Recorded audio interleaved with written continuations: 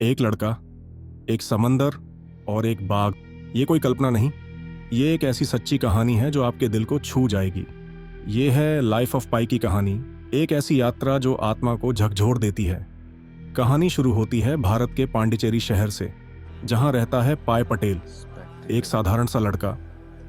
लेकिन उसकी सोच बाकी सबसे अलग। उसके पिता का एक जू है और पाय जानवरों को समझने में माहिर है। वो एक ऐसा लड़का है जो धर्म, विज्ञान और भावनाओं को एक साथ जोड़कर देखता है। पाय की जिंदगी में सब कुछ सामान्य चलता है, लेकिन फिर एक दिन उनका परिवार तय करता है कि वे कनाडा शिफ्ट होंगे। वो अपना जू बेच देते हैं और ज्यादातर जानवरों को भी एक जहाज में ले जाकर कनाडा भेजने का फैसला होता है।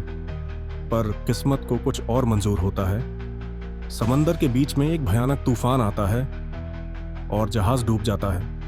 जब पाय होश में आता है तो वो खुद को एक छोटी सी लाइफ बोट पर पाता है, लेकिन वो अकेला नहीं है। उस नाव में हैं कुछ जानवर, एक ज़ेब्रा, एक हाइना, एक ओरंगुटान और सबसे आखिर में एक खतरनाक बंगाल टाइगर जिसका नाम है रिचर्ड पार्कर। धीरे धीरे जानवर एक दूसरे को मार देते हैं और आखिर में बचते हैं बस दो प्राणी, पाय और रिचर्ड पार्कर। अब शुरू होती है असली लड़ाई। एक इंसान और एक बाघ एक छोटी सी नाव पर अनगिनत दिनों तक समंदर में भटकते हुए। पाय बाघ से डरता है, लेकिन उसे मार नहीं सकता, और रिचर्ड पार्कर भी उसे मार नहीं पाता, क्योंकि पाय उसे खाना देता है, पानी देता है, और धीरे धीरे दोनों के बीच एक रिश्ता बन जाता है। इस सफर में पाय बहुत कुछ सीखता है: धैर्य, डर, अकेलापन, आस्था और जिंदा रहने की जिद। एक समय ऐसा भी आता है जब उन्हें एक रहस्यमयी द्वीप मिलता है जो दिन में जीवन देता है पर रात को मौत बन जाता है।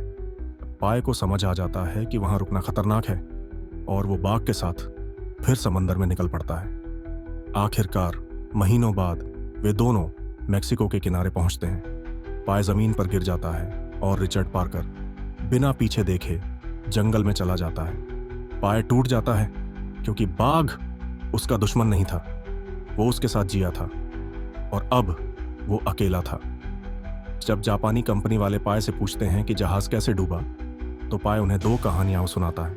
एक वही जो हम देखते हैं, बाघ और समंदर की, और दूसरी एक डरावनी असली कहानी जिसमें जानवरों की जगह असली इंसान थे, हिंसा, हत्या और दर्द। अगर आपको ये कहानी पसंद आई तो वीडियो को लाइक करें और सब्सक्राइब करें।